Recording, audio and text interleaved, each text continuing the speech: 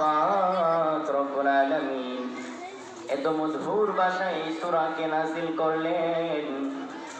এই সূরার অনুবাদ, এই সূরার শানে নুজুল, এই সূরার তাফসীর যদি একবারের জন্য পড়েন বা শোনেন বা বুঝেন, এই অনুযায়ী যদি আমল করেন, তাহলে আপনার জীবন জিন্দেগি পাল্টে যাবে। বলেন সুবহানাল্লাহ। আল্লাহ পাক রব্বুল আলামিন পবিত্র কালামুল্লাহ শরীফের মধ্যে অতি মধুর ভাষায় এই সূরাকে নাযিল করে দিয়েছে। আল্লাহ পাক রব্বুল আলামিন বলেন, ওয়াল আসরি ইন্নাল ইনসানা লাফি খুসর। সুবহানাল্লাহ। আমার আল্লাহ রব্বুল আলামিন বলেন, ওয়াল আসর, সময়ের কসম কাটলাম, যুগের কসম কাটলাম। আমার আল্লাহ রব্বুল আলামিন কিছু সময়ের কসম কেটেছে। দ্বিতীয় আয়াতের মধ্যে আমার আল্লাহ রব্বুল আলামিন বলেন, ইন্নাল ইনসানা লাফি খুসর। সুবহানাল্লাহ। আল্লাহ রব্বুল আলামিন বলেন, দুনিয়ার সমস্ত মানুষ ক্ষতির মধ্যে নিপতিত আছে। কেউ যদি ভাবে সে ক্ষতির মধ্যে নাই, তাহলে হবে ভুল। ক্ষতির মধ্যে নিপতিত আছে। বলেন সুবহানাল্লাহ। তৃতীয় আয়াতের মধ্যে আমার হাতি ওয়া তাওয়াসাউ বিল হক ওয়া তাওয়াসাউ বিস সাবর। বলেন না সুবহানাল্লাহ। আল্লাহ পাক রব্বুল আলামিন বলেন, ক্ষতির মধ্যে নিপতিত তারা নয় যারা নিজে সৎ কাজ করে, অসৎ কাজ থেকে বিরত থাকে। নিজে অসৎ কাজ করে না, সৎ কাজ করে, অসৎ কাজ থেকে বিরত থাকে এবং অপরকে সৎ কাজের আদেশ দেয়, অসৎ কাজ থেকে নিষেধ করে। ঘোষণা দিলাম, আল্লাহ রাব্বুল আলামিন বলেন, ঘোষণা দিলাম, তারাই শুধু ক্ষতির মধ্যে নিপতিত হইতে পারে না। বলেন সুবহানাল্লাহ। এটা হচ্ছে সরল অনুবাদ।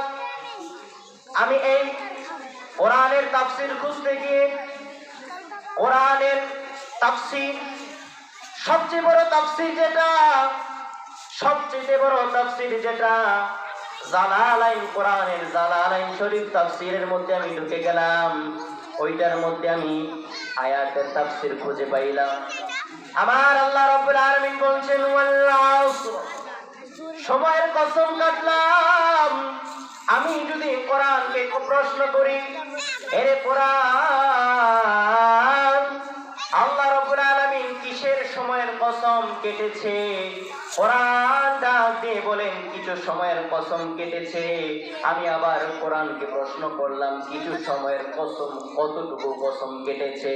আমার আল্লাহ রাব্বুল আলামিন বলেন, আসরের নামাজের পরে মাগরিবের নামাজের আগ মুহূর্তে আকাশের মধ্যে কিছু লাল বর্ণ দেখা যায়।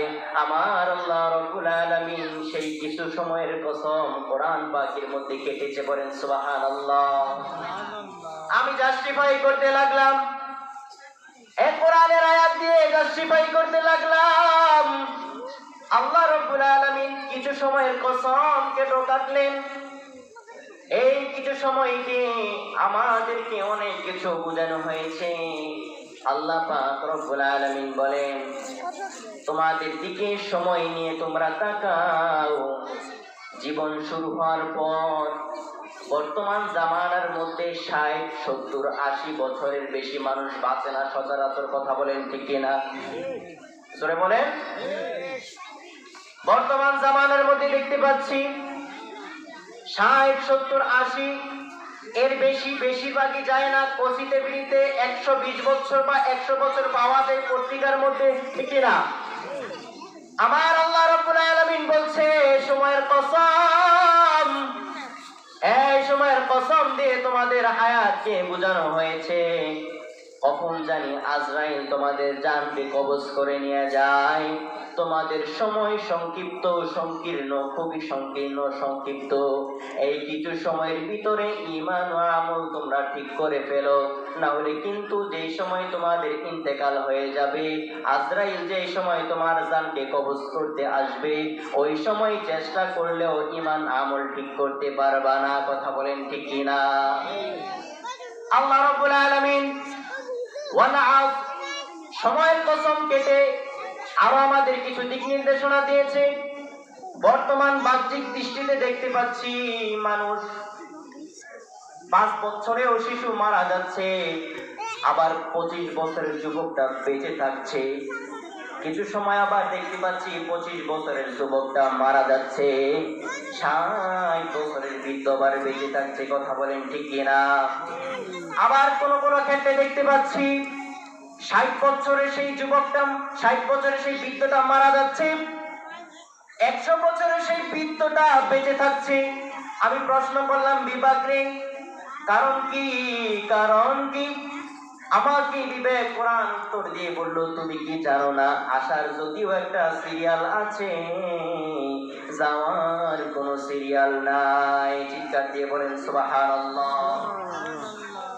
আল্লাহ রাব্বুল আলামিন বলেন, ওয়াল আসরি ইন্নাল ইনসানা লাফি খুসর। সুবহানাল্লাহ। সকল মানুষ বাংলাদেশের টেকনাফ থেকে তেতুলিয়া, রূপসা থেকে পাটুরিয়া, বাংলাদেশের জমিনের মানুষদেরকে বোঝায়। বাংলাদেশের মানুষদেরকে বুঝাইলে হবে না, সারা গোটা পৃথিবীর মানুষদেরকে যদি টানি। আল্লাহ রাব্বুল আলামিন বলেন, দুনিয়ার প্রত্যেকটা মানুষ ক্ষতির মধ্যে নিপতিত আছে। বলেন সুবহানাল্লাহ। এখন মানুষ চিন্তা করছে বর্তমান জামানায় 10 তলা বিল্ডিং করবে, 20 তলা বিল্ডিং করবে, টাকা পয়সা, বাড়ি গাড়ি, ধন দৌলত, স্বর্ণ অলংকার সবকিছু রেখে দিবে, এটা পরবর্তী টাইমে ভোগ করে খাবে। আল্লাহ বলে, না না, এটা সম্ভব হবে না, সম্ভব হবে না। তোমার হায়াত তো সীমিত, কখন জানি আজরাইলকে পাঠিয়ে দেই তোমার জানকে ছিঁড়ে আমার কাছে নিয়ে আসতে। তুমি জানো না কখন তোমার জানটাকে কবজ করা হয়। এই জন্য তুমি যদি ভাবো যুবক বয়সে তুমি অনেক কিছু করে ফেলবা, এটা তুমি আবার বৃদ্ধ বয়সে বসে বসে খাবা না। না, প্রত্যেকটা মানুষ ক্ষতির মধ্যে নিপতিত আছে। তোমার পূর্বপুরুষদের দিকে তাকাও, দুনিয়ার এই প্রান্ত থেকে ওই প্রান্ত পর্যন্ত তাকিয়ে দেখো, দুনিয়ার শক্তিধর ব্যক্তিরা ছিল, টাকা পয়সা বাড়ি গাড়ি কিছুর অভাব ছিল না। আল্লাহ রাব্বুল আলামিন ফু দিয়ে তাদেরকে নিভিয়ে দিয়েছে। কথা বলেন ঠিক কিনা?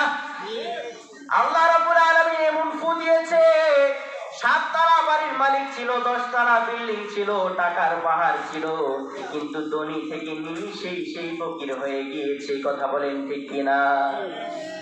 আল্লাহ রাব্বুল আলামিন দ্বিতীয় আয়াতের মধ্যে যেটা আমাদেরকে বলছেন, ইল্লাল্লাযীনা আমানু ওয়া আমিলুস সালিহাতি ওয়া তাওয়াসাউ বিল হাক্কি ওয়া তাওয়াসাউ বিস সাবর। সুবহানাল্লাহ।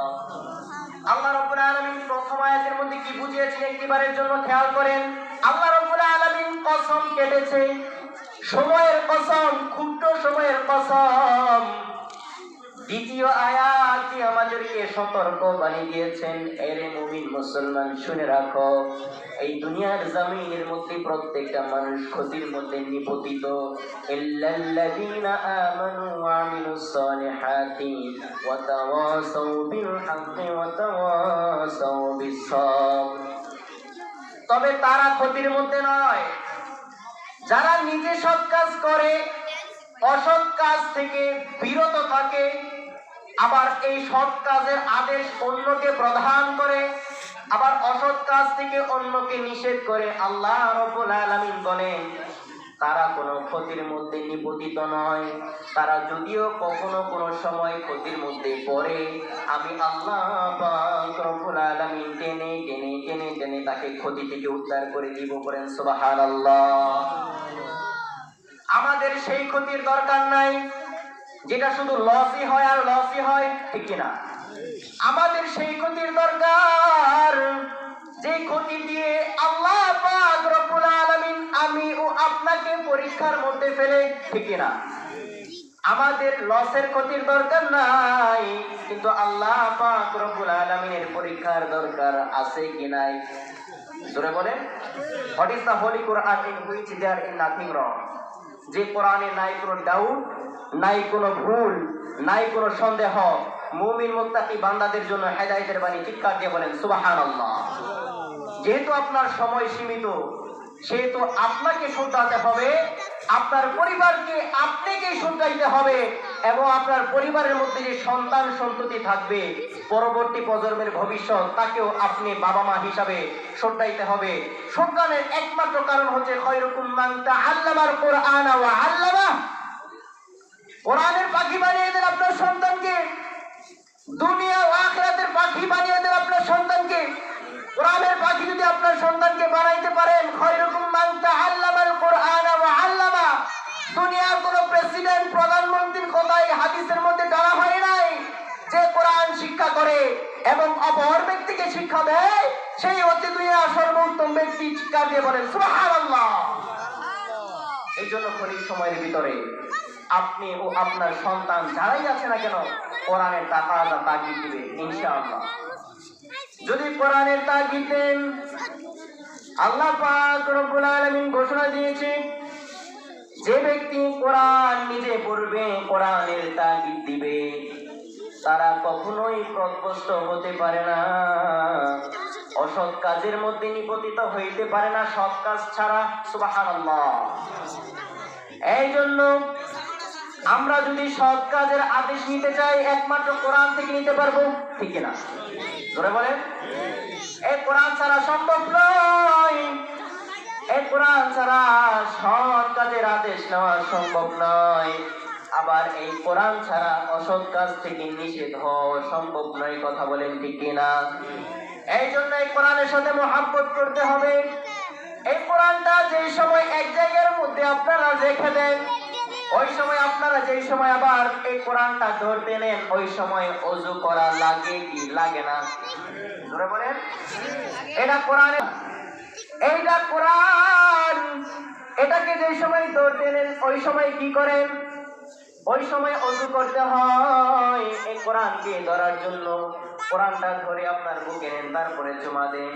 আর এই কোরআনের আয়াত 30 পারা কোরআন আমার যেই ছাত্র ভাইয়ের সিনার মধ্যে আছে, তাকেও আপনার গালের মধ্যে চুমা খাইয়ার দরকার আছে না নাই? আল্লাহ রাব্বুল আলামিন আমাদের সকলকে সঠিক বুঝ দান করুন এবং কোরআনের উপর জীবন জিন্দেগি করার তৌফিক ভিক্ষা দান করুন। সকলে বলে আল্লাহুম্মা আমিন। 1 মিনিট আপনাদের কাছে আমি দোয়া চাচ্ছি। আমি আপনাদের এই মাদ্রাসারই সন্তান, আপনাদের মাদ্রাসারই ছাত্র, আপনাদেরই সন্তান। আপনারা দোয়া করবেন মহান মালিক যেন শুধু কোরআনের উপরে, ডানে বামে নয়, কোনো কিচ্ছা কাহিনী নয়, শুধুমাত্র এই কোরআনের উপর প্রত্যেকটা তাফসীর শানে নুজুল বলে বলে মানুষকে বুঝিয়ে হেদায়েত দিতে পারি। সকলে বলে আল্লাহুম্মা আমিন। ওয়া আখিরু দাওয়ানা আলহামদুলিল্লাহি রাব্বিল আলামিন। আসসালামু আলাইকুম ওয়া রাহমাতুল্লাহি ওয়া বারাকাতুহু।